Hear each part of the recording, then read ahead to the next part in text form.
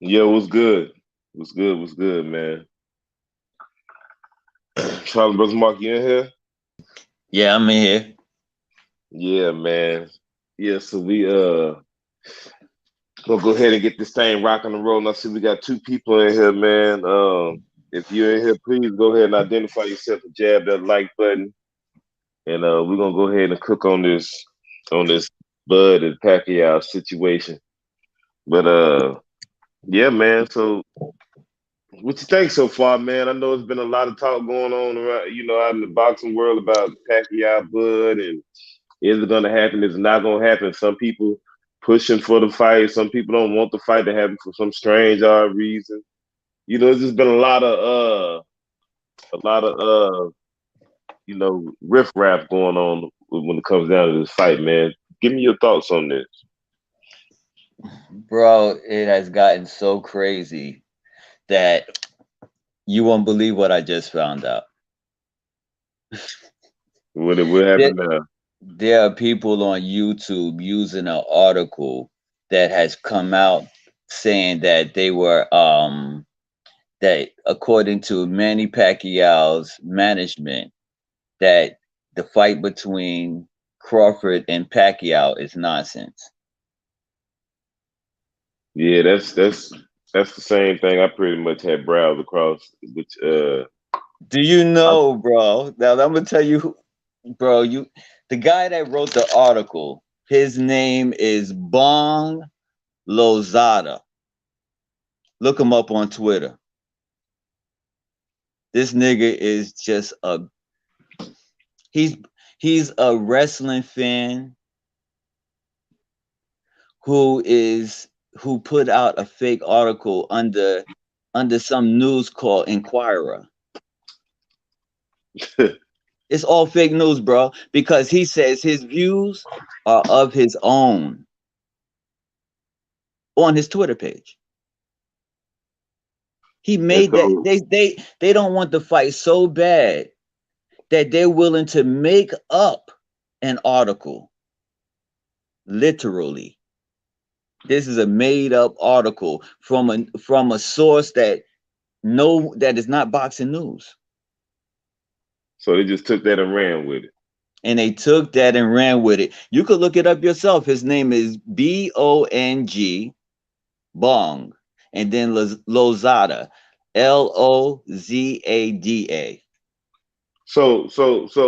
Is this the same guy allegedly supposed to be a part of MP Promotion? No, he's not part of nothing, brother. This So dude is nothing. what's this article that came out saying that MP Promotion saying that it was all false and all this crap The that they had put it? article is from Bong Lozada. Oh yeah, I don't even know nothing about no Bong Lazada. Like you said, I gotta look this dude up, man. Bro, you would it's fake. He's a fake journalist, man. Hmm. He's not even a boxing journalist, man. He like wrestling. His last Twitter was John Cena. Look it up. Don't believe me? Wow. Look it up. It's So completely fake news. His image that he has for his page is Batman. yeah, he flaws it already. Yeah, he All the way. flawed it. All the Man, way. Nobody even heard of this dude. yeah. Let me go ahead and It's a take a little fake time to article. hold, let me take a little time to acknowledge people in the chat real quick. I got Sam Bucky. What's good, man? Got Darren Cummins. I got Bruce Gold. Shout out to Bruce Gold, man. Salute, man. Sam Buckeye said, he said Sam Buckeye is here, and he said I don't think that it's going to happen because the Pacquiao doesn't want to face someone he can't beat. Mm. Sam, Darren Cummins actually is a fight official. We don't know yet, fan man. Stormy B, man, what's good? What's good, bro? Salute to the sensei, man. Stormy, if you want to come in, man, I'll put a link in the chat real quick. If not, then it's I understand. But go ahead, keep cooking though, Schallenberg. Yeah, bro. They Yeah, so they even making up fake news, man, to discredit and to kind of like try to persuade the whole negotiations to be over with so they can move Wow. on to something else. You know what I mean? Yeah, that's ridiculous, man. If they were really trying to build a fight, they would be trying to build both fighters so we can have a mega fight. You Yeah, can't tear down one fighter to build up a mega fight. yeah, you can't. I never seen this before that you have to tear down a fighter in order for a fight to happen. Hmm. That makes no sense to me. Yeah, nah.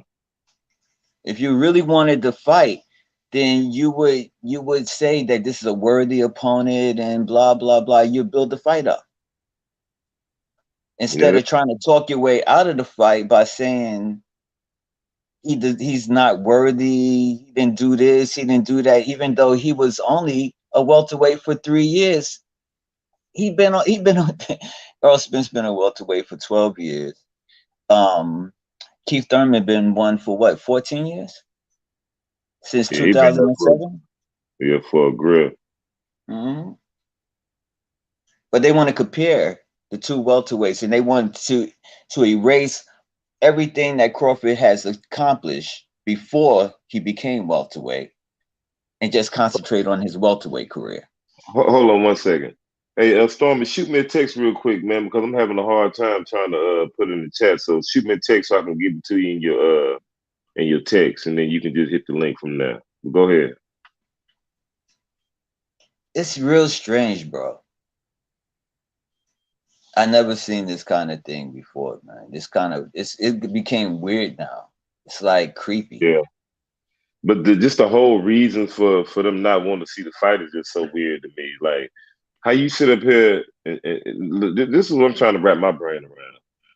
You know how you sit here and justify that you want to see Sean Porter over Manny Pacquiao. For one, you sit up here and say because you want to see how he go against his style and this style, which is I don't understand. Like, what is Sean Porter go? What is he gonna present? That's gonna make you think that he gonna beat Bud in any type of way. You know what I mean? Like, and for two, like when you sit there and say that Pacquiao don't got a belt. Okay, well, Sean don't either. Hmm. So what are we talking about here? Yeah, they get weird with their logic, man. It turns to circular logic. It's not logical at all. Because Mhm. Sean Porter is a challenger, right? Yes, sir. Therefore, he's going to still be continuing the fight. This is not like he's not about to retire, is he? Who Pac? No, Sean Porter. No, no, he ain't gonna retire. So there's time for the fight, Sean Porter. There's But I'm time just for that. saying, what's the how you justify your reasoning? Like that don't even make sense. Yeah, that don't make sense at all to justify. Porter even said himself that if he got the call between Crawford and Spence and Pacquiao, his first preference is Pacquiao. I don't know Mm. no welterweight, not even Ugas right now, trying to negotiate with Spence right now. Suppose Pacquiao said, "Man, forget this. I'm gonna go after Ugas." I bet you Ugas will stop negotiating with Earl Spence ASAP. ASAP. I bet you Earl Spence will stop negotiating with Ugas if he say, "Man, I'm not gonna fight no Crawford. I'm gonna fight Spence first." Oh yeah. And and You all should of these and all these Radisson. people will get behind it too, won't they? Oh yeah, Mm-hmm. no doubt. Don't make Ronald sense. Faithful in the building. What's good, man? 704 Joe, what's good? 704 Joe, you get up out of here with all that bad Bobo talking about Pac not fighting Bud. Come on, man, with all that bad energy you come in here with 704. I thought we was better than that, man. Get up out of here with all that bad Bobo, man. You got Why no do they think that Pacquiao is easy work? Pacquiao ain't easy work for nobody. For nobody. For Pacquiao nobody. ain't no fuck, man. Storm, I'm If waiting, Crawford brother. go in there slipping, he's gonna lose that fight. Yeah, yeah. He could possibly lose if he go in there with the wrong mentality. You know, Yep. look, I wouldn't write Pacquiao off at all, man. At all. That's dangerous. IGM Tim, what's up? What's up, fan bam? Salute. Yeah, Florida in the house. You already know what time it is, baby. You already know Florida strong in the house. I know we cool, 704 Joe. I know we cool. Yeah, think constant. He is a professional man. But the thing is like, okay, they saying that Pacquiao, ain't trying to fight. He already done fought one of these young guys. He done fought Keith Thurman and beat him already. So Hmm. it ain't at the realm of possibility that he won't fight Bud. I mean, what is he sticking around for? He Hmm. gonna fight somebody. That's right. Yeah. So I mean, at the end of the day, it's only logical for him to fight a big name with a payday. I mean, what else is he sticking around for? I mean, think about it, right? Marquez and Cotto is supposed to be in negotiation for a fight in July for an exhibition, right? Yeah, I know. Well, that don't Pacquiao need to could be do an exhibition. Pacquiao could do that same thing, bro, and still make a lot of money. Yeah, But instead, he's an active fighter for a fighter. reason. There you go. Hmm. You go. He, So I even have read from him in some Filipino news where he was talking about even if he became president of the Philippines, he want to fight at least one fight as the president, the first president of the world, in the world that ever had a championship fight. I even read he said that, yeah, which is crazy. yeah. you know. But yeah, man. But I don't know, man. Like when it come down to the fight itself, though, if it was to happen, which I think it is gonna come to fruition. Oh yeah, but hold on, before we get to that, explain to everybody about explain to everybody like how this whole thing pioneered with the whole Pacquiao Bud thing. As far as your knowledge goes back, we ain't talking about in 2015 where we talking about like recently. Well, before Bob Arum released his statement about that the fight was going to happen in November last year because there were investors that were coming from Qatar, and the major one that shut down the fight was a guy named Hassan, and he's the one that's over the World Cup 2022. Hmm. So he shut it down because of the issues with the pandemic. But the fight was already, basically being negotiated and almost finished. Gotcha. You know, the money was basically on the table already.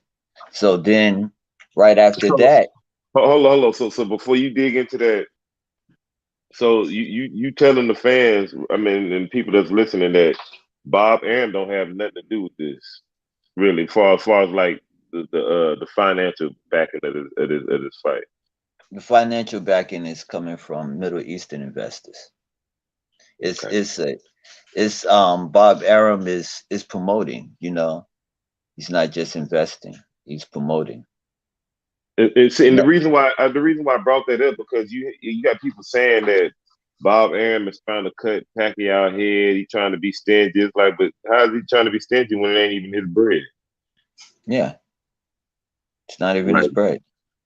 Yeah. So There's a a lot of fight this.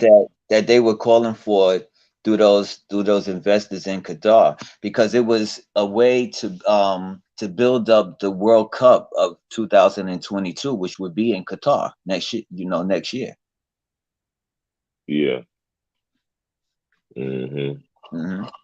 So Yeah. I found this out in August of last year, and I Gotcha. started talking about it. And then Bob Arum later on. At first I said the fight was going to happen in November. and then it got shut down. Yeah, I remember you said that. Mm-hmm. Then Bob came out in the interview was saying that because of the pandemic and all that. So he pretty much concurred what you had already told me behind the scenes. Yep. Mm-hmm. Yeah. And plus, I have Arab friends too, and they were talking about it. Sam Buckeye say he fought Thurman after a long layoff, and Crawford isn't going to accept a non-violent fight or with a catch weight. Hey You're man, talking about over. You're talking about overseas.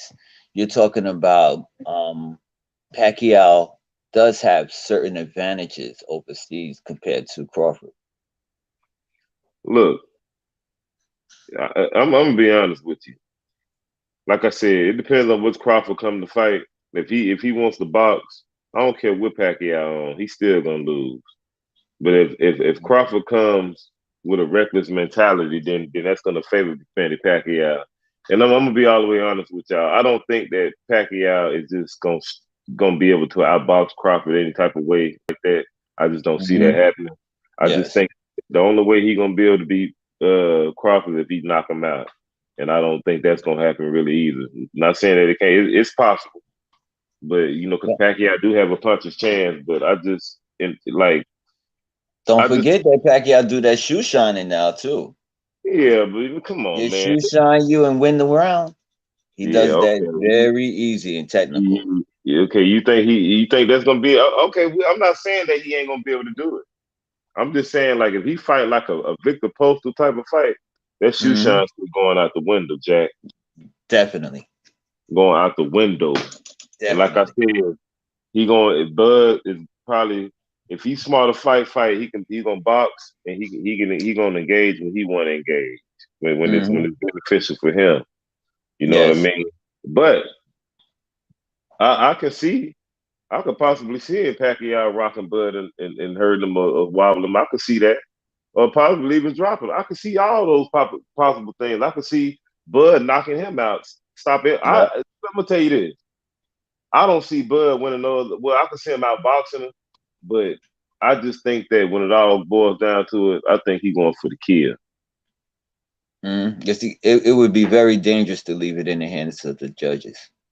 Yeah, I think he's gonna Very go for the dangerous. kill, bro. I think he's definitely gonna go for the kill, especially around to the middle rounds, middle towards the right rounds. I think he's gonna step on the gas. I think he's gonna box for the first half, step on the gas in the second half. I mean, I really just hope step he on don't the come gas. out there with that being starting off slow for the first 3 rounds. He is going to now. Let's Pacquiao force him into a situation. That will force him into a situation, But big time. he gonna have to get in to force him into a situation because you got to understand like this is I don't see him just coming out guns blazing like that on the against no guy like Pacquiao. I don't know, he could be 42, whatever the fuck you want to think. But you, Hmm. you come out there gun blazing with Manny Pacquiao, you got another thing coming, bro. Yes, You that's know, right. he said Manny would walk him into a left hand. Mm. Hey, Manny walked everybody into a left hand. That ain't impossible. Big homie 4-3. But the thing is, Bud gonna walk him in the left and right hand all All night, night. all night long. Big homie. Believe that. Better believe that. Same way he gonna do your boy if he get his ass in there. I don't know if he your boy though, but if Earl get his chicken shit ass in there, he gonna get beat up like that too. And I'm saying that. I've been saying that. And I I ain't, don't I ain't think Earl waiting trying to to hear. get in there. He don't want that smoke, man. I don't think he's trying to get in there. I think he's just trying to be comfortable, smooth it out Oh, as my much as bad, he big could. homie. You right. I read it wrong. My bad, big homie. You said Manny will walk into a left hand. You right. My bad, homie. My bad, big homie. The joke's on me. You right. The joke on me. That's my bad for trying to be a smart ass. Go ahead, Hollyburst. I could take that on the chin. Yeah, but this guy named Bong Lazada, man, he got these people looking at a fake ass article from an unreliable source. I mean, this source is not even a boxing source at all. It's just a guy who created something to form his own opinion. And he didn't get he said that he said that he got this from Manny Pacquiao's chief. Chief?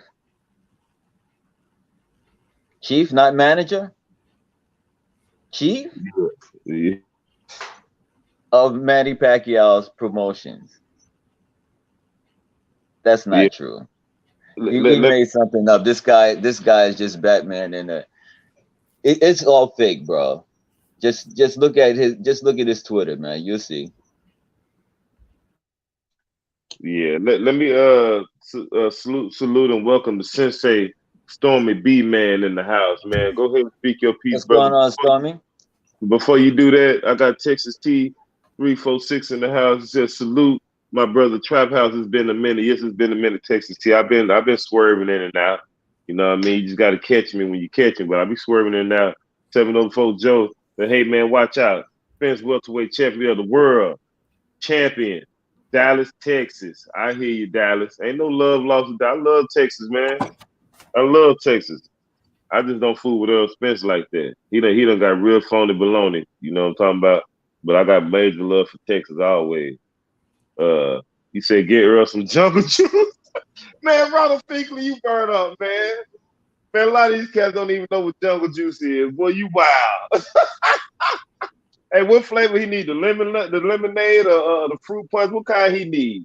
The strawberry or the orange? But on that note, I'm gonna go ahead and let Storm B man cook, man. Y'all know about that jungle juice, man.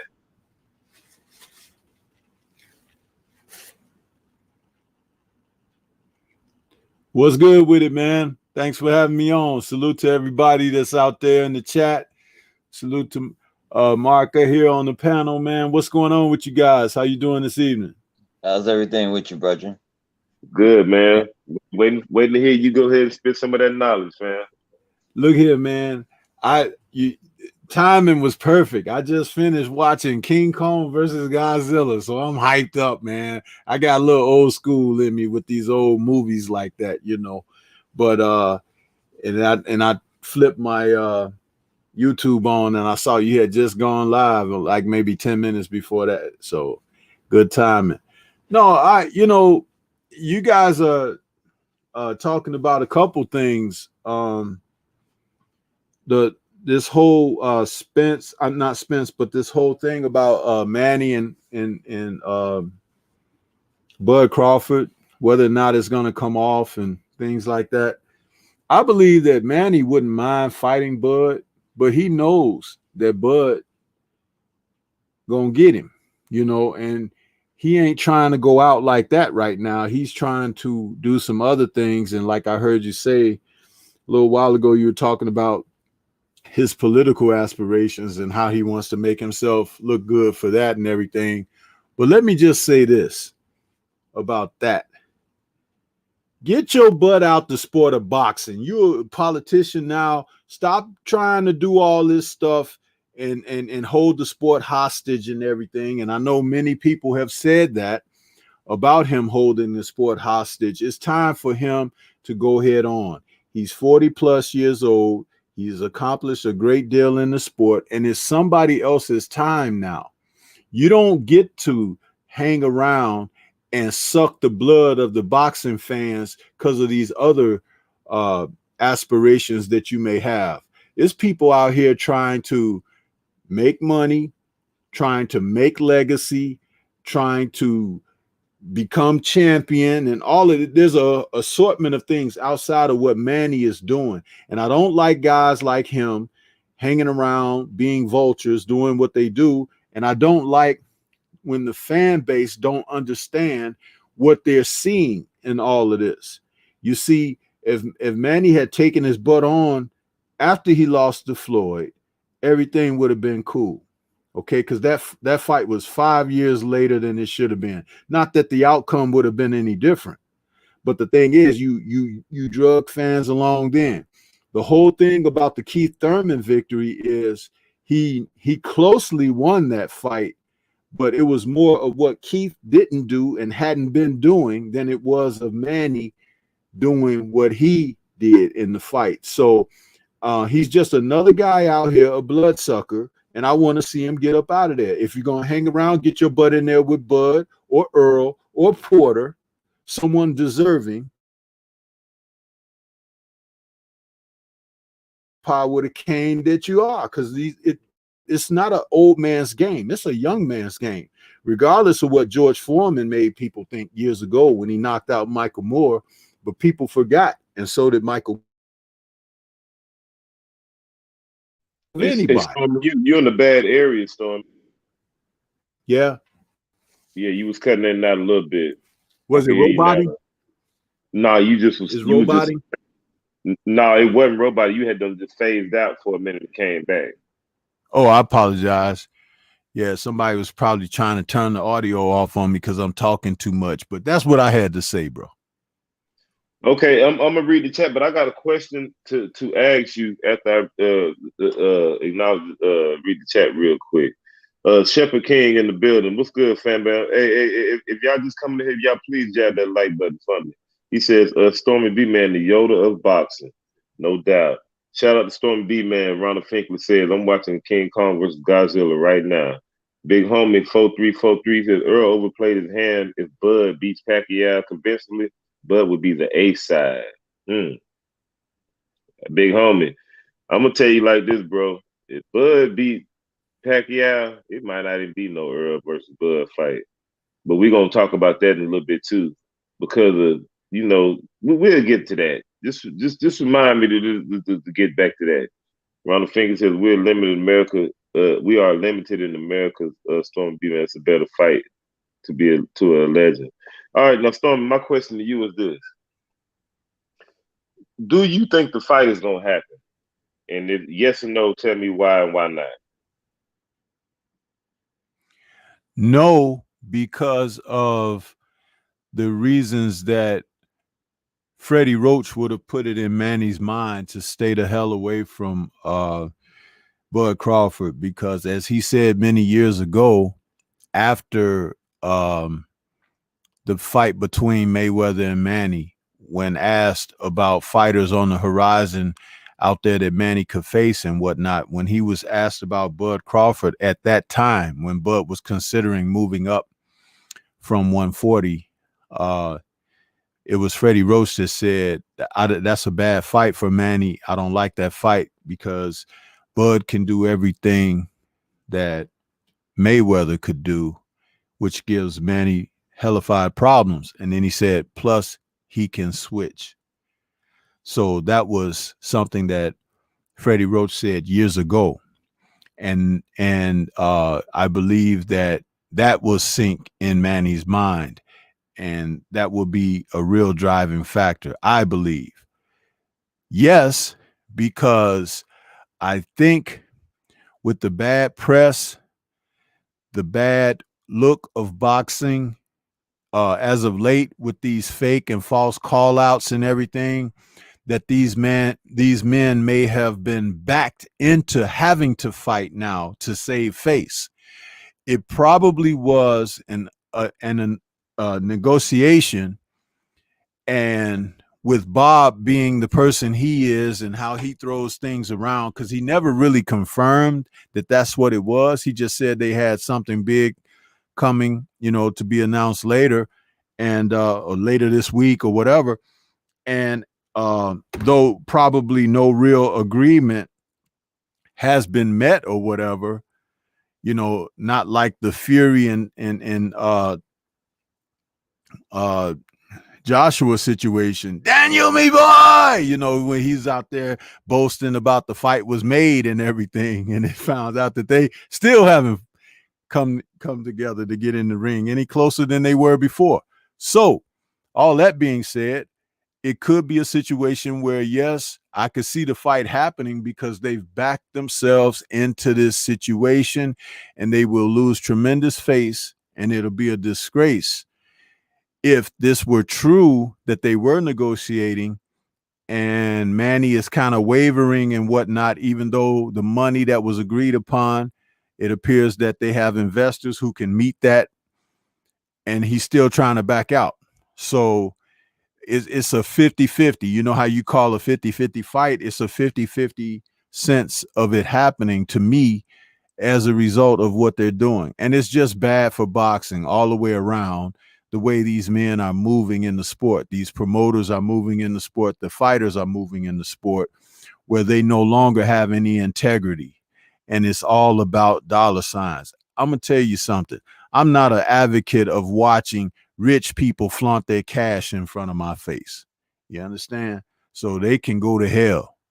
As far as I'm concerned, we got some young prospects. We got people that's on the move and on the come up that will be far more interesting to watch.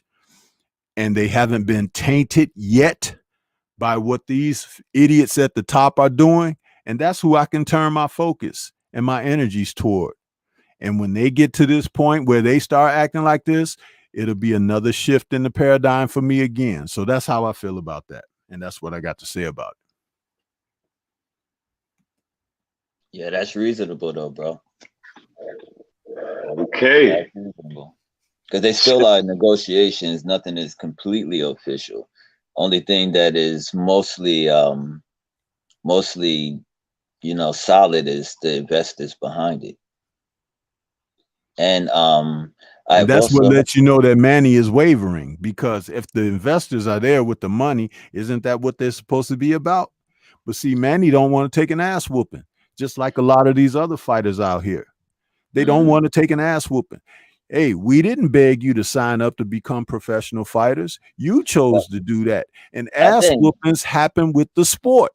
I think Manny's cut from a different cloth though. I think he's like on a whole different mission, like to prove something, you That's why know. I said you don't take your crusades and bring them into the midst of this sport. You don't make us pay to watch you because of your crusades. You either gonna fight or you're gonna be a politician. Okay? There ain't no standing between two mountains. No Van Damery here where you splitting between the masses. No, you either gonna fight or you're gonna get out of here. And the best thing is for one of these fighters to knock his ass on out of here so someone else can take that spot and the sport can resume. And resume, yeah. It definitely needs to resume. You're not lying. uh, Let me see something 'Cause real right quick. now it is stagnated. This is what Shepherd King says. He says, "How could Bud be the A side if he beats the over the hill non champ, which would be his best comp to this day? Make it make sense." Shepherd King, throw some explanation points behind that so we can make it make sense. I like that one. Ronald Figure say this 147 is done without this fight. Mm. So it's going to be a great year with this fight. Buying this, okay. Stormy stop with it. Oh, Shepherd King says I like that. Stormy stop it with the BS. I don't know what you mean. What BS? Shepherd No, King. he's saying he liked what I said. Stop the Mhm. BS. That's what he's saying. Oh Mhm. yeah, okay, okay. But back to how you say about the over the hill non champ and all that. How we be the A side. Well, I mean, I disagree with you wholeheartedly on that, Shepherd King. And I'm gonna tell you how he gonna be the A side if they was to fight. First of all, um, Earl Spence ain't did shit, bro. Let's be real with you. Danny Garcia ain't did shit at welterweight. Sean Porter ain't did shit at welterweight. All he did was fought the top competition and lost. Okay, he won one belt, and then all the rest of the belts it was vacated champion. Danny Garcia was a vacated champion. So what have he done? He lost. They lost. They ain't did nothing. All he did was keep Thurman leftover. Truth be told. See, Now, and what you just said, Trap, that's a good thing that you said that. And I'll let you finish your thought, but I would like to come in behind you when you finish. okay. And truth be told, okay, so like even with the Jeff Horn situation, Jeff Horn beat Manny Pacquiao. No matter how you want to look at it, he bullied him, he beat him up. He got the decision, whether you thought he got robbed, whatever. He won. Bud came in there and beat the guy.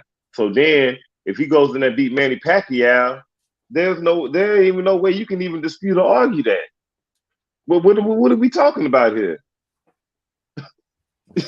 I mean, it's already 50-50 now. It should be in my eyes. What is it gonna be after that? A no fight zone. That's what it's gonna be, because Bud ain't gonna want to fight after that. Because Earl ain't gonna want to concede. He ain't gonna want to. He's not gonna want to negotiate. His pride gonna be on the line, and his fans is not gonna let him roll with that either. So we already see how this gonna roll. If this happened like that, go ahead, Stormy, and I'm gonna let you cook Harlem versus Mark.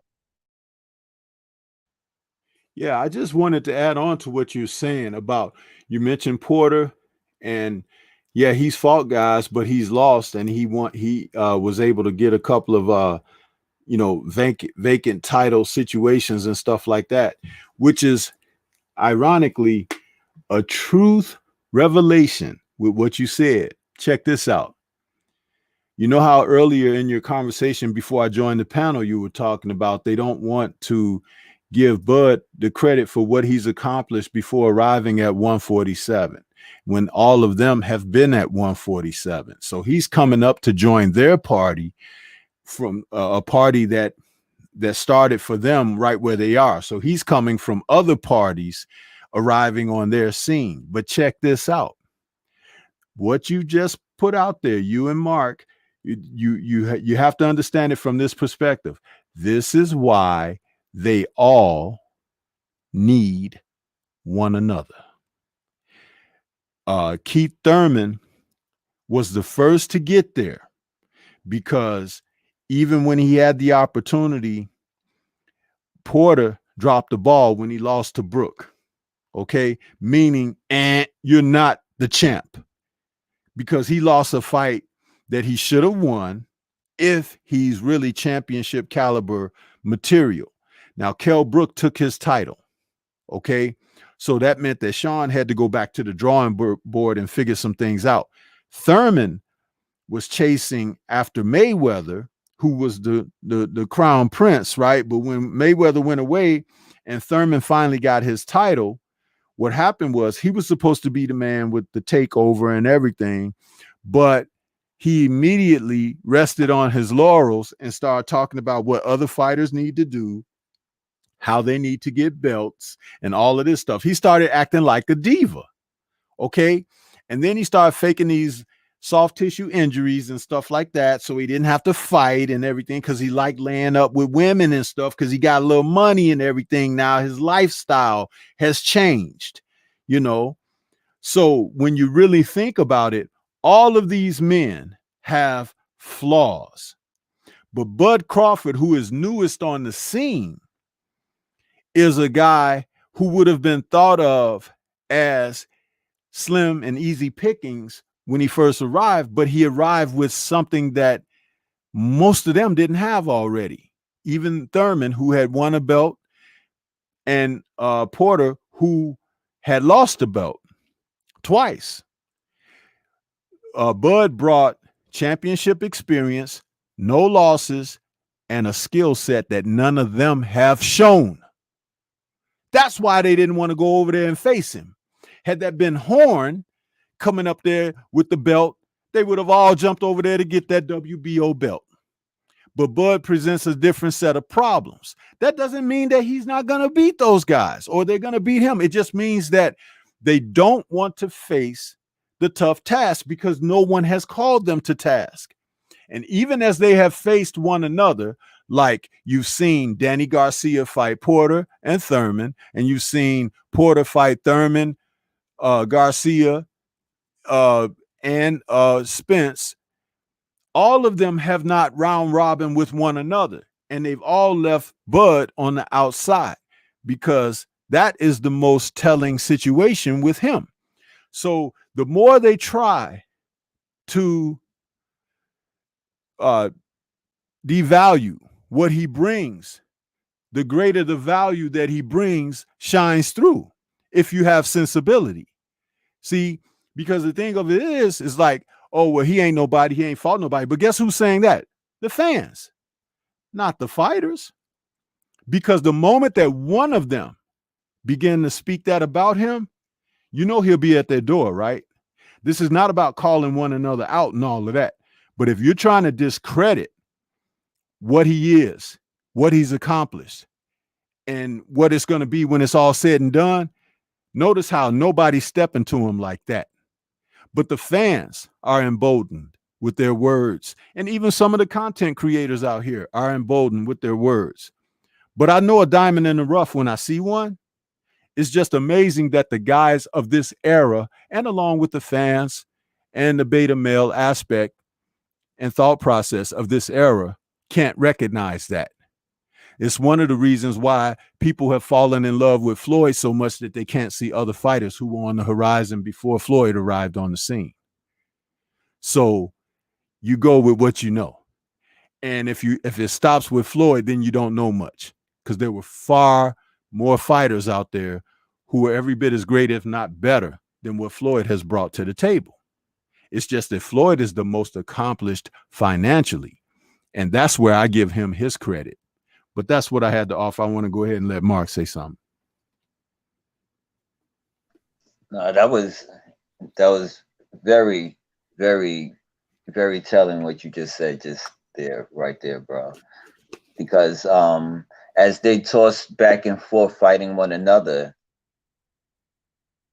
they're running out of fights. They don't have no one else to fight. What they're gonna do is start fighting each other in rematches and start it all over again at this late age? Before one of those young guys, they're gonna have to fight one of those young guys sooner or later. And they creeping on them real quickly.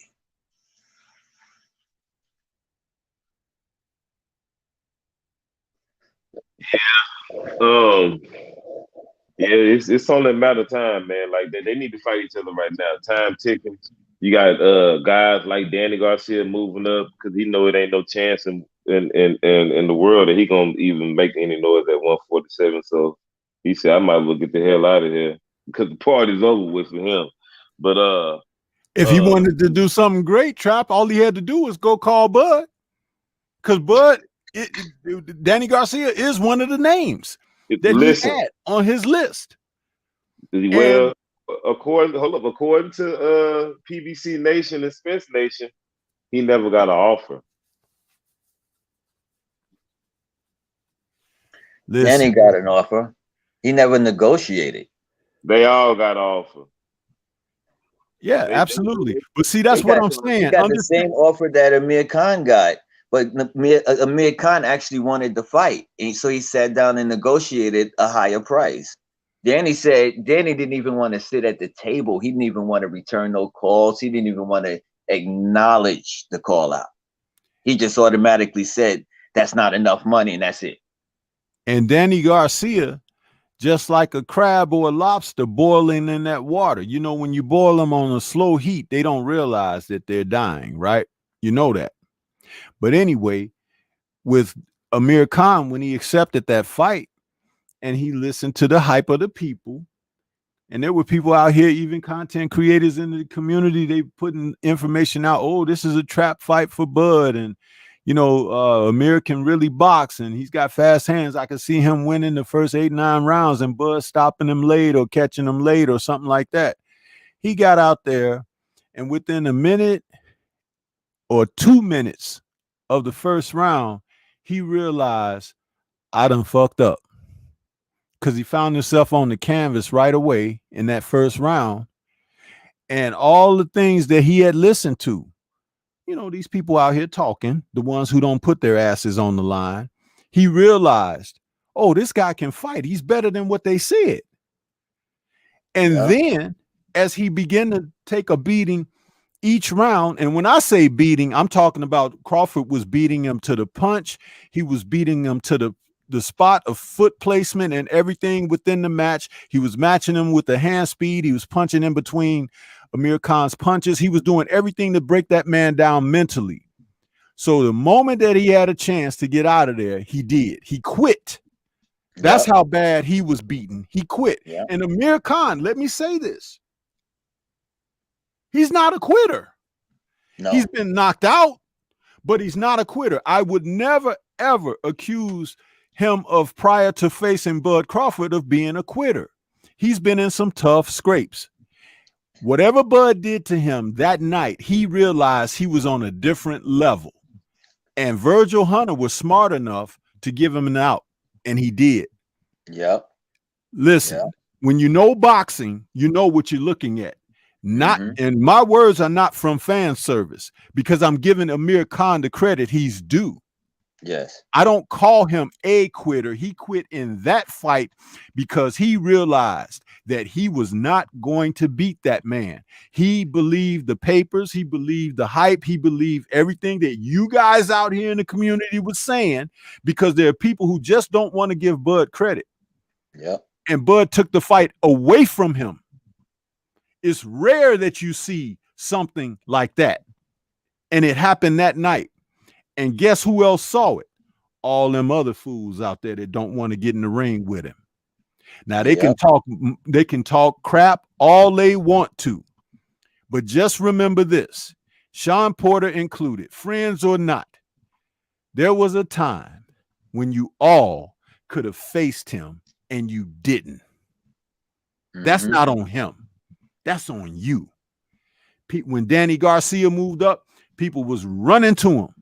Huh? Mm-hmm. When Yep. guys like Devin Alexander and those guys, when they come up there, run into him. Why ain't nobody run to this man? There's a reason why. Because he presents a problem.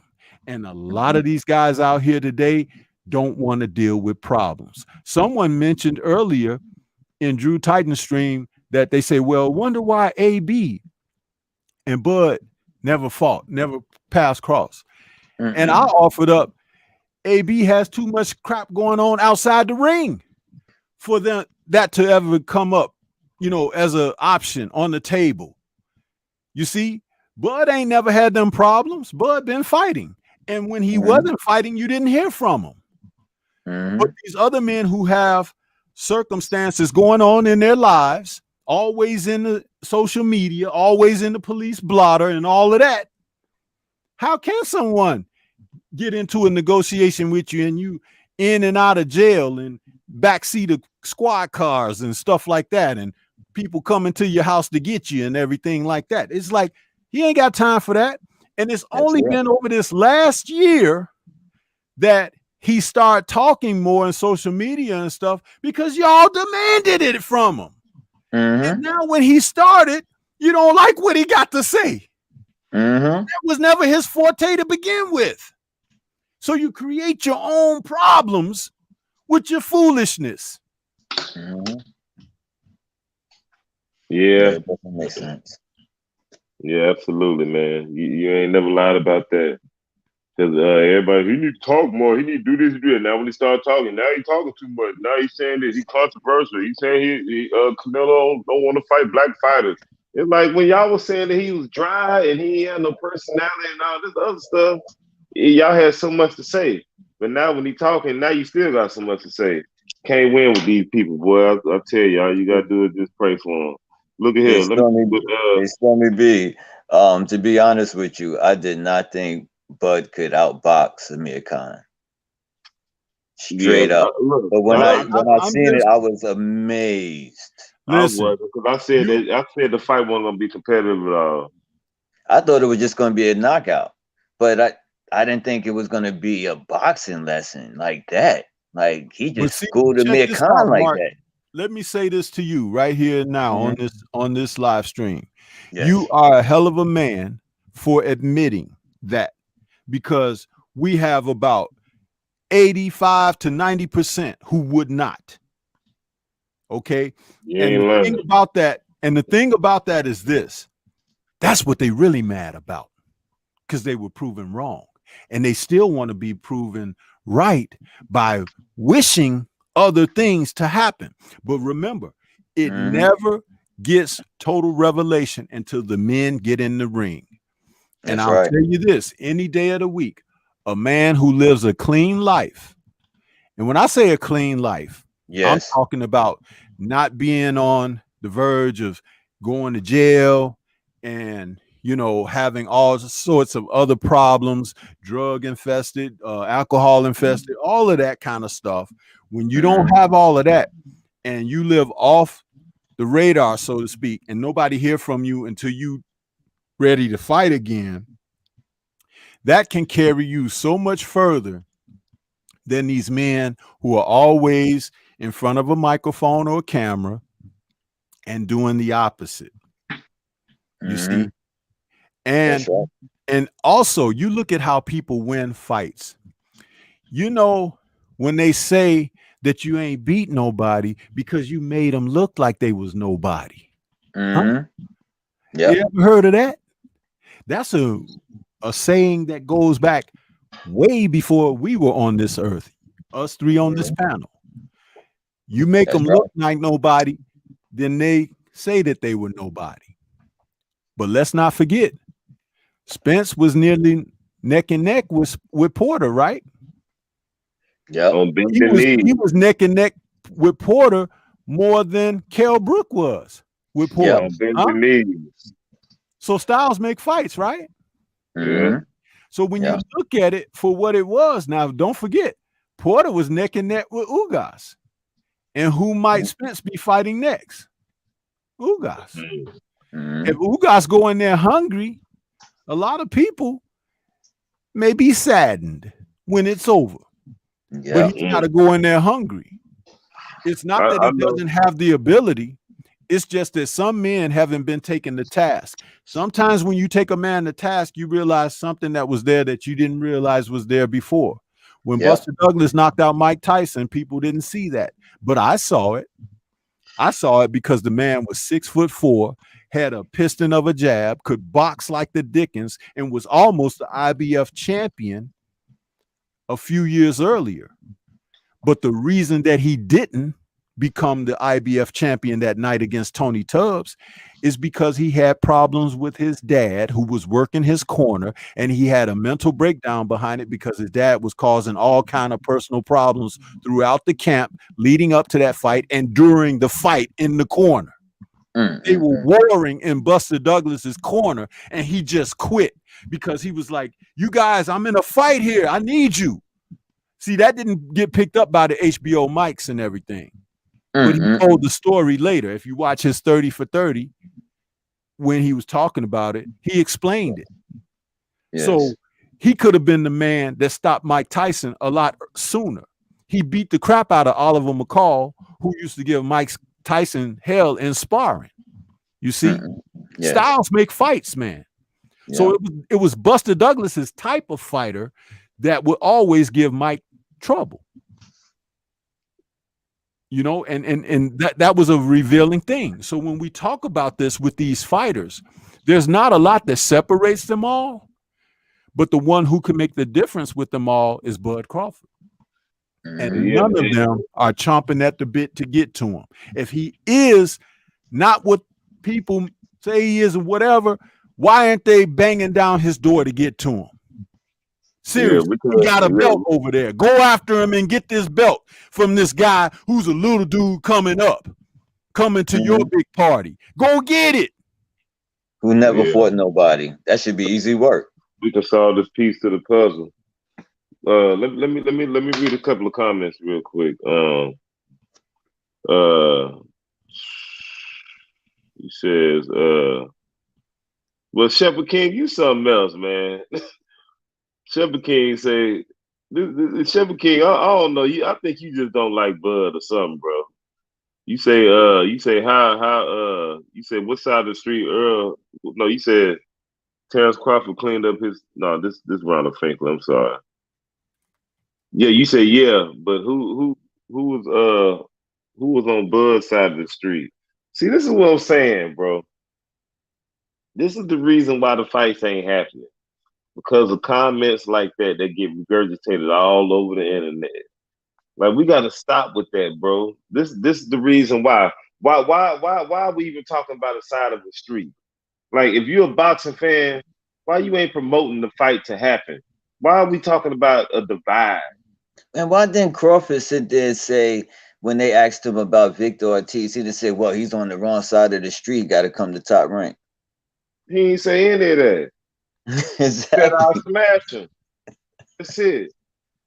And King Daniel McRae is out there talking crap too, where he says Mike Tyson stopped training.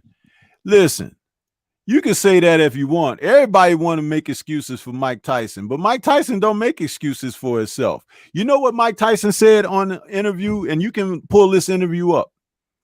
He said that the old Mike Tyson never got off the canvas from Tokyo, Japan in 1990. Okay? That's what he said. He said that himself. Yeah, I know. Okay? So, He wasn't King lying Daniel either. McRae, go do your research, brother. Because as far as I'm concerned, he trained for Evander Holyfield tougher in the second fight than he did the first fight and still was getting his butt whooped. So much that he said, forget this boxing, I'm going to bite him. And not only am I going to bite him, I'm going to bite him twice because Mills Lane told him after the first bite, he said, there's going to be a 2-point deduction. You bit his ear. Tyson said that was a punch. Mills Lane said, bullshit, you bit him. He said, one more time and you're out. And Mike bit him a second time. So what does that mean? Mike made a clear decision to be disqualified. Yeah. So he didn't have to take another ass whooping. And let me add to that. Before all that happened, this is what Mike said in the interview. Mike said, there's no excuses. He said, prior to prison or whatever, he said, I'm in the best shape and condition of my life. He said, if I don't beat Evander Holyfield this time, he said, I wouldn't have beat him before, period. And what happened? He got his ass spanked again. Yep. That's exactly what he said. But let me cover a couple of more things real quick before we chop this live stream up real quick. So this is what I want to know. Why would this is what I'm trying to I'm confused on this. How would Bud get more credit for beating Porter versus Pacquiao? This is pretty much what the argument is now. Everybody wants to see him fight Porter so bad over Pacquiao. Like, how's he getting more credit for fighting Porter over Pacquiao? Please, somebody make this shit make sense to me, because I'm totally confused. It doesn't make sense because those are the type of narratives that the fans create. So even if it is accomplished, they'll come up with something else. That's what they do, Trap House. They will come up with something else. Well, push this out there in front of him. See if he can jump over that. Light some fire over there and see if he can walk on that. Put some hot coals over here. That's what they're doing. That's what they're doing. And in the meantime, the guys that they support, that they like, ain't doing a damn thing. Huh? Mm-hmm. Yeah. Yeah. And time passes on. Time passes on. All of these guys are 30 plus. I just did a show last week, The Three Wise Men of Boxing, where we talked about the 31st anniversary of Chavez versus Taylor. Chavez was 27 years old. Meldrick Taylor was 23. It was a classic fight. Sorry that Taylor had to lose like he did, but it was a classic fight. So in other words, these men were fighting just about prime and in their prime for these fights. These are old men in the textbooks of boxing that are afraid to face one another. It's ridiculous.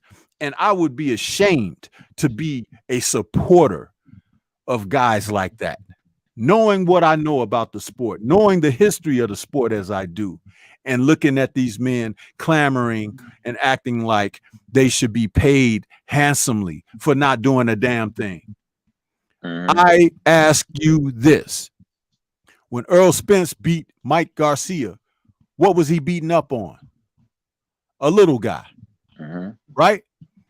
He didn't even knock him out, which he tried to make the excuse that I wasn't trying to knock him out. I wanted to show my boxing skills. What the hell are you going to do with a little dude like that? Why weren't you trying to knock him out and send a message to people? But you mad that Terrence Bud Crawford ain't trying to fight, what's his name? Gary Russell Jr. Bud is at 147. He ain't got no interest in a featherweight. Yeah, But that you was mad crazy. at him because he won't fight him. See the ridiculousness that I'm talking about? Yes. Yeah. Storm, look, let me add another excuse that he said too in the Mikey fight. Oh, you know, I wasn't even training. All thing I did was just ran and spar. That was the other excuse. You know that, right? Wow. You shouldn't even said that. No, I'm being honest with you. Ronald Fink said Friday Night Boxing, Valerie Organism, 4-0, 3 KOs versus Edward Trojanowski, 29-2, 24 KOs, 12 rounds, junior welterweight. Damn, he must this other dude, Valerie, he must got a lot of amateur experience or something, man, because he got that's the Lomachenko numbers that he record that he came in with. 4-0 3 KO. Yeah. And he fighting the dude with Dana 30 fights. Wow. Yeah, he got a lot of experience. That caught my eye. But yeah, so yeah, Charlie Brother Mark, you got something to add on that? Or what's up? Yeah, I see also another narrative that they kind of coming up with too. They're already heating up or warming up Ennis. Ennis is the next narrative that they got coming out that somehow Oh, Bud okay. is I was sucking about to talk Ennis. about that. Yeah, I was about to talk about that. But go ahead, since you going, go ahead. We're gonna segue right on into it because that was the last thing I was gonna talk No, about. no, go ahead and break No, it down, no, bud. you already got it. Go ahead. I'll just go after you. Nah, this is all that I've been hearing. You know, they already been heating it up. They said they already are saying that Ennis would give him problems. He's a switch hitter. He's fast. Ennis hasn't even fought what's the dude name again that he's supposed to be fighting next. You talking about Samurai, Lipinet. Yeah, Oh, Lipinets. you was talking about Ennis. Oh, you know what? I was thinking about Ugas. Go ahead, but go ahead and talk about Ennis though. I'm gonna talk about Ugas after we talk about Ennis. Yeah, they already are talking about Ennis already. You know, they're saying how he's going to take over the division, and he wouldn't want to fight. That Crawford wouldn't want to fight him because he's young and he's a switch hitter, and he'll give Crawford all different kind of problems. I already heard this narrative already coming up by content creators. We already are starting this up when Well, Ennis is still green. well. Okay. First of all, I got two things on that. Okay, I don't think that he'd be scared of no Ennis. First of all, because I ain't seen nobody that Bud's scared of. Just truth be told. And second of all, why everything got to be what Bud won't do? Why ain't nobody talking about what Spence gonna do? Why is all everything on Bud? I'm trying to understand what's going on here. I don't I understand noticed either. that it's all I noticed about what that too. Bud ain't doing or why he ain't doing this or whatever the case may be or why he won't fight this guy, fight that guy. Y'all know why he can't fight these guys. Let's not play dumb here. Same Hmm. reason why Earl Spence got all the access to fight who he want to fight, and he fighting who he want to fight. That's the reason why. How about that? Shoot, Earl said he won't even fight Keith Thurman, man. See, And they're on the same side of the street. and look, and that now I'm glad you brought Keith Thurman up because look, okay, just say if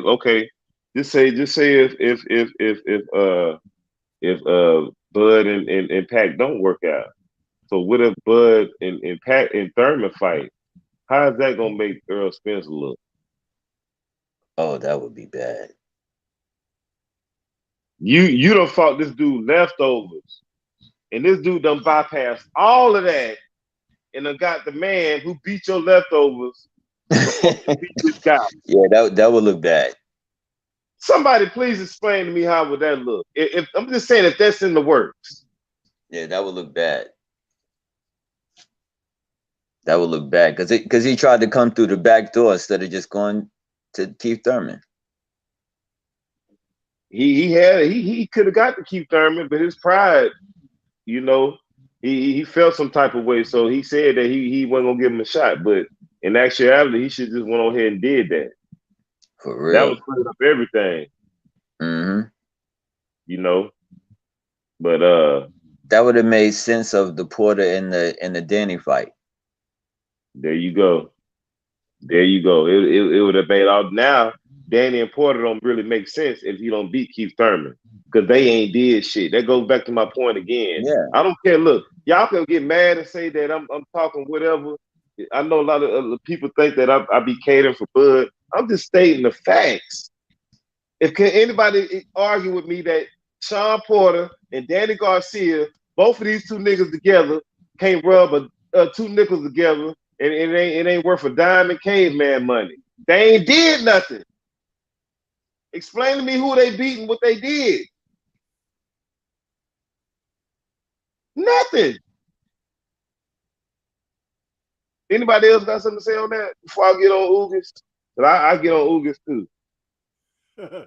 Well, let me say Yeah, this. Danny hurt my feelings when he went to 147, man. I was a fan of Danny.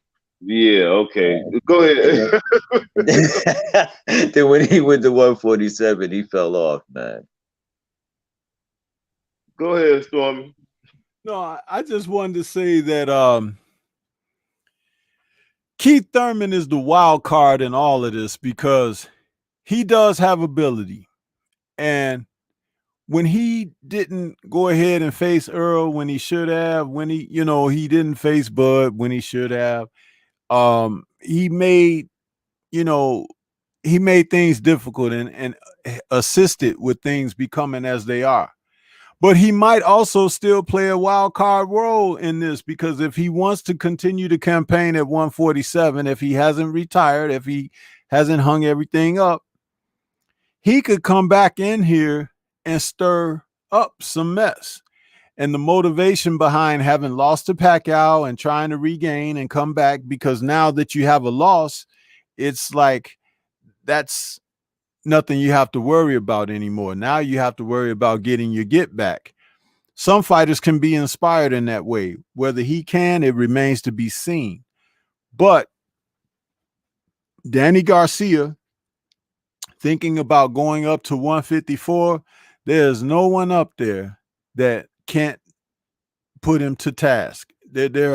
Some there are some good fighters at that weight class, and he doesn't have the skill set to go up there. If he thought he was getting his ass whooped at 147, he's going to get a double whooped at 154, you know?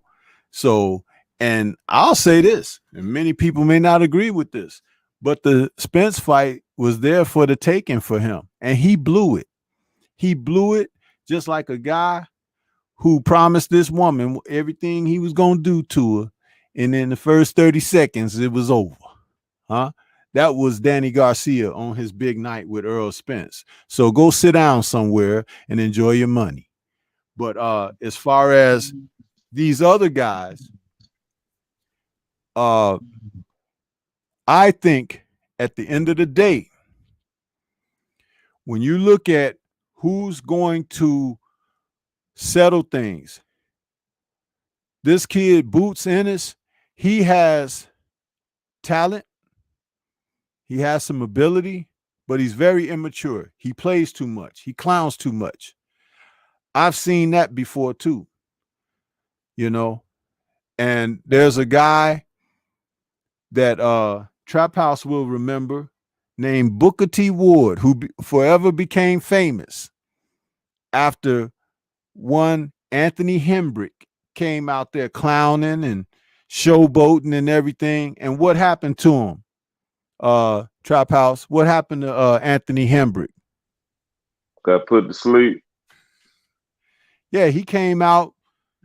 Matter of fact, he had a whole routine rehearsed for his fight on Tuesday Night Fights for Booker T. Ward. And he come out there, he did the Temptations dance, the New Edition, and everything. And that was before the first bell. Okay. And in the first round, he found himself on the canvas and out of there because all of that stuff didn't mean anything when it came time to fight. So Boots Ennis would do good to go back and check some history and stop clowning and learn how to be a professional and go in there. And if he's in there with the wrong frame of mind against Lipinets, it could happen on that night. Damn, Storm, I ain't never heard you go in on Boots like that, bro. I ain't gonna lie, man. I'm over here tickled, man, because I ain't never heard you go in on Boots like that. But he do play too much. He do. I haven't really watched too much of him, but every time I do watch him, it seems like he just play too much to the level of competition. And the samurai is the guy you want to play with because he punch at all these weird angles. He got like a Madonna punch angle type of style. Not he. I'm not saying he fight like a Madonna, but his angles that he punch from is awkward, and he gonna throw from every angle. And if Boots get caught playing around on the ropes and stuff like that, we don't know. We don't know what can happen. All it takes is one punch, Trap House. One Yes, punch can change a fighter's career, not just the fight. It could yeah, change his career. yeah, He's no longer with us to answer the question, but before he passed away, you could ask Hector Camacho about that. yeah. With that, Before he ran into Edwin Rosario, mm-hmm. Hector Camacho was a whirlwind, blazing, lightweight, junior welterweight. He was the man. He was good. Macho But time. a couple of shots by Edwin Rosario in one fight forever changed his career. He never fought the way he fought prior to the Rosario fight. He never fought that way again because he realized all that hurting he was putting on other people and knocking them out and everything, because Camacho was knocking people out. Yes, he was. He realized, oh, snap, that can happen to me. And he started thinking safety first, safety second, and safety last from that point on. And he fought like that the rest of his career. He never really engaged to the degree of putting it on the line because he didn't have that mentality. We thought he did prior to Rosario because he was knocking people out. It would have been great to see him fight Chavez before he fought Rosario, because that would have been a very interesting fight. But after Rosario, he let Chavez beat him up, but he wasn't going to let Chavez knock him out.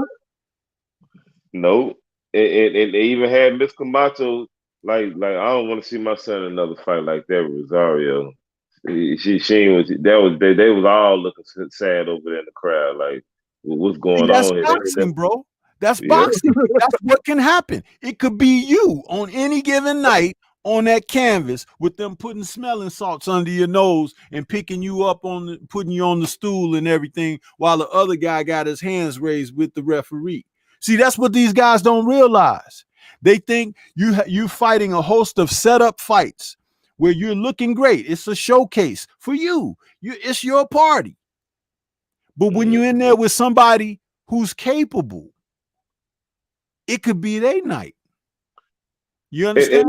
And that's why I said what I said about Boots Ennis, because if he really recognized what I'm talking about, he wouldn't be doing what he's doing. But every dog has his day. And sometimes when they learn that lesson, they don't do that no more. Look at Mr. AB.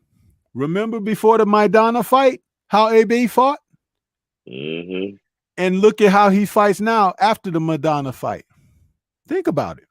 Look, he got so bad with AB, he was brushing his hair before every fight. After the McDonald fight, nigga, he might have brushed his hair one time after that. He had to forgot all about that damn brush. And what do people say about him all the time? Man, if he would just let his hands go. You know why he don't let his hands go? Because when he was letting them go and he got dropped and beat up and everything, he realized, oh, if I keep my hands back, he can't hit me that good. It's the same Camacho theory. It's the same. But see, this is what I talk about with guys. If they don't want to pay attention to the history of the sport, then you will be forever limited in what you have to say and offer talking about the sport. You have to be able to understand this stuff is not, it's not rocket science, but it's the sweet science. And what's so sweet about it is it fools you almost every time. When you think you know it, there's something that comes up and comes about, and you be like, dang, I wasn't expecting that. Who would have expected Fan Man to come right into the middle of the ring in the 7th round with Bo and Holyfield? Nobody saw that coming, except for the people that were sitting live in Caesar's Palace when the man was coming around, and they say, oh, look up there. What's that? Oh, he's coming in the ring. You see? That was crazy, yeah. But the shit happens, man. And like I said, all these guys sitting up talking stuff and everything is like Boots in this. I said he's a talent. He has ability. But one shot on the chin and all that can go away. And who was that in there? He wrote gun shy. Yeah, winners train, losers Mhm. complain. Yes, gun shy. A shot to the jaw in the right place. Emmanuel Stewart told Larry Merchant that. Larry Merchant and Jim Lampley were boasting about a fighter in one of their broadcasts. And they were talking about how the fighter was doing this and doing that. And Emmanuel Stewart said, yeah, but one left hook on the chin would change all of that. He ain't And, lying either, and they boy. got quiet. It was like, because Emmanuel know what he's talking about. Hmm. You see? But yeah, Boots Ennis fights right now like he ain't never really been hit good before. Seriously. mhm. Watch him. Watch him. Go back and watch any fight he's had up to this point before Saturday night. He No, fights it like makes a sense. guy that ain't never been really hit before. And if a guy been hit before, he won't do the things that Boots Ennis does. Otherwise, if he does do that, he's just a dummy. Yeah, because he can't play with Ortiz like that if they was to fight. Truth be told, because Ortiz got some crack in that in them hands. Don't get it twisted. He may be a little in people's mind that he a little premature, but he got some flame in them hands. And if he catch you right flush, he might have you in all sorts of bad shape. You might be Yeah. having to get yourself together for a minute. But let's talk about Ugas real quick before we close out, man. So this is what I wanted to say about Ugas. Now, before all this Pac-Man talk and all that stuff came about, right? We remember that it was a big old talk about, oh, why you don't fight Ugas? Why you don't fight Ugas? This, that, and the other. They got amateur whatever history, blah blah blah blah blah. But now Mhm. everything Ugas has became the regular whatever champion. You got all these champions over here in these different sanctioning bodies and all this crap. So now that he in the position that he in now, let me say it like that: the position, because it ain't gonna be long. It ain't gonna be long lived. As soon as Ugas fight, this little position title, whatever it is, gonna be over with. Let's be real. Now what AJ say, he get the lucky punch from the gods or something, whatever the hell AJ said. But after he got in this position now, nobody's talking about why Bud ain't fighting Ugas now for the why we ain't talking about why Bud ain't fighting Ugas for the WBA title. See, this is what makes sense though, right? It was making sense when it didn't make sense, but now that it makes sense, nobody wants to talk about what makes sense. Mhm. Am I Yeah, right or wrong? you're right. Could y'all You're right. elaborate on that? Why now? Because they want Earl Spence to have that fight. And it's not guaranteed to Earl Spence either. They're in negotiations, but from what I heard, Ugas is asking for 50-50. Will Earl Spence give him 50-50? Hmm? If I was Ugas, if I was Ugas, I would fight Jamal James. If I can't get Pacquiao, I would fight Jamal James. And I would try to milk that belt and get some money from that belt. Because look what Ugas got paid when he fought Porter. Why no one was complaining about this when Ugas got paid $300,000 to fight Porter for a WBC championship belt? But they saying he's top tier, right? How How, come how, then how much how much you got paid? $300,000? Why no one sat there and say Ugas deserved more money than that? Where was all of that? None. I It's would only love like for that. Lucas to take his career in his own hands and Hmm. do what you're suggesting there, Mark, because that would throw a wrench into these suckers' plans, Yes. and Yeah. be his Why he own got to man. be I the would love for him to sacrificial? do that. Yeah. Why he got to be the sacrificial lamb? Like soon as he get a belt, everybody get a shot. You know, he man, they postponed Ugas for so long, and they pretty much, as the PBC advocates would say, they underpaid him. So I would milk that joker if I And a was him. lot of people felt that he beat Porter. Yeah, but they didn't want to give it to him $300,000. The money man got to get that one.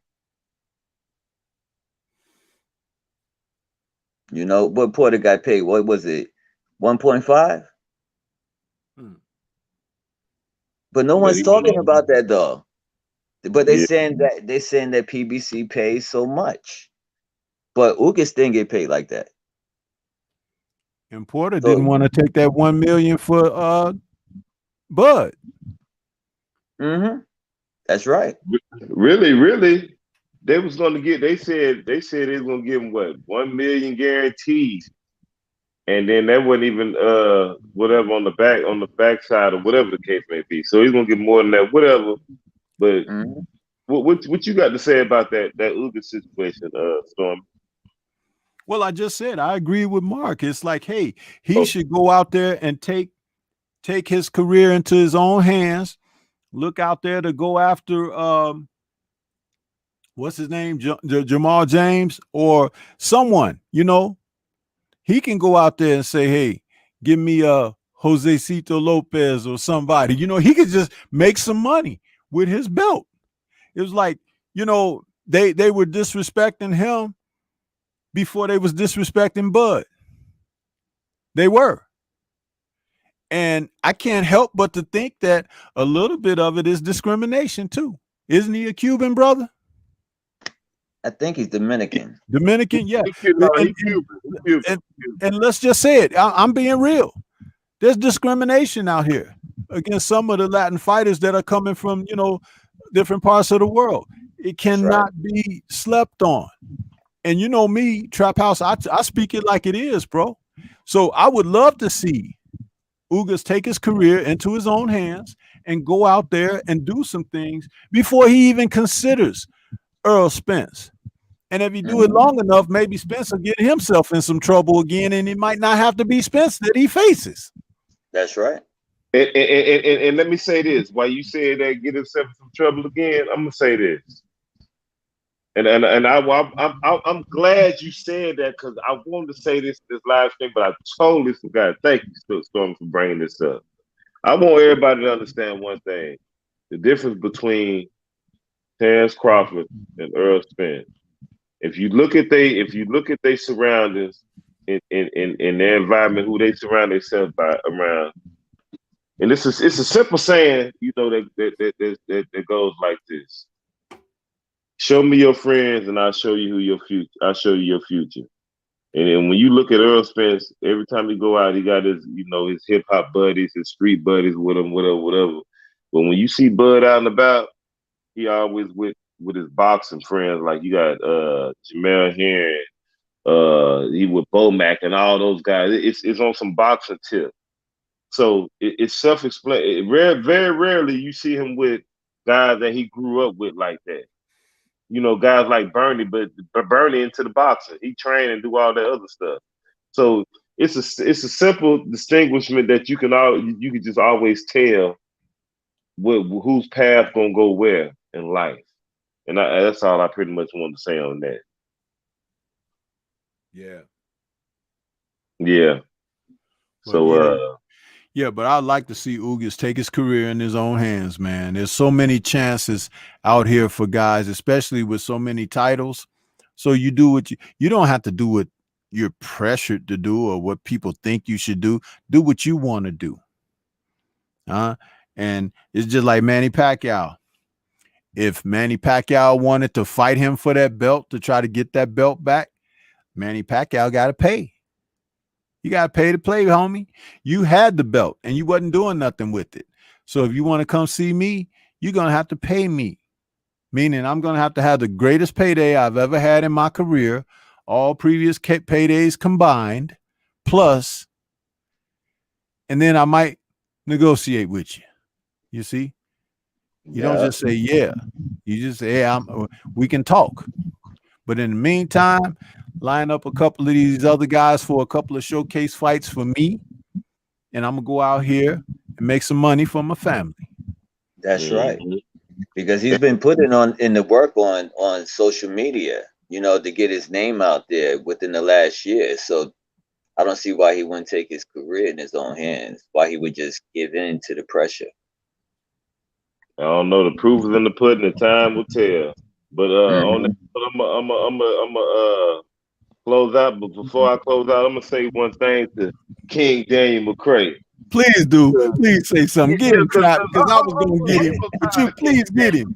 this Earl crap, man. Look, Earl was with his trainer Trap. Okay, King McCray. How many times have you seen Earl just with his trainer?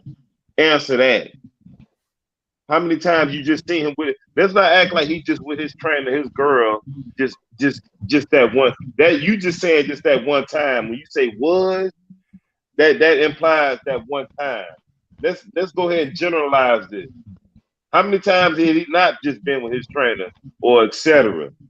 Let's put that in context. Answer that question. The EBI, always out there. The Earl Bureau of Investigators. They always out here ready Yeah, to just come out here and be protecting them and everything. The guy's supposed to be a professional fighter, hands registered as lethal weapons, so he should be able to defend himself. But no, not you guys. You guys got to come out there with your shields and your facial splash shields and tear gas and everything, stepping out there. Earl's on his way out over, and you're standing out there blocking for him and everything. This is ridiculous, man. This is ridiculous. man, you killed me with that one, man. Oh wow. Oh my goodness, man. That's Spence Nation, boy. Easy route, Earl Spence for you. Easy And my route. main man voice. That's right. Easy route, Earl Spence. Hey! You know I'm gonna keep it 100, man. You know it. Hashtag man down.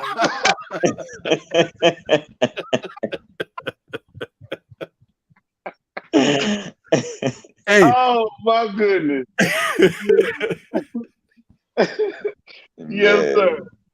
Yep, that's right. Easy route, Earl Spence. That's right, man. But on that note, man, and I'm gonna salute the I forgot to acknowledge Breezy K on the building, man. I just seen you come in, bro.